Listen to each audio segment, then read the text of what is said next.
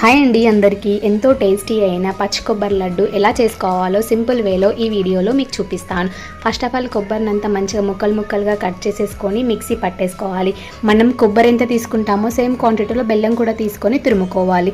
ఒక గిన్నె పెట్టేసుకొని మనకి సరిపడా నెయ్యి వేసుకొని ఇందాక పట్టుకున్న కొబ్బరి పొడిని మంచిగా నెయ్యిలో బాగా సేపు వేయించాలి. పచ్చివాసన పోయేంత వరకు వేయించుకోవాలన్నమాట. ఇలా వేయించుకున్న తర్వాత ఇందాక తురిమి పెట్టుకున్న బెల్లం కూడా వేసేసి ఒక 5 మినిట్స్ పాటు అయితే కలుపుతూ ఉండాలి.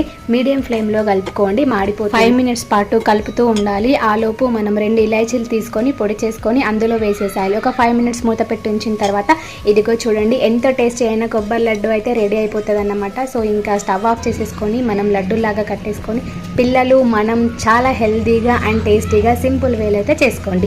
ఈ వీడియో కనుక నచ్చితే మన ఛానల్ని ఫాలో అవ్వండి, అలాగే మన యూట్యూబ్ ఛానల్లో సబ్స్క్రైబ్ చేసుకోండి. Thank you for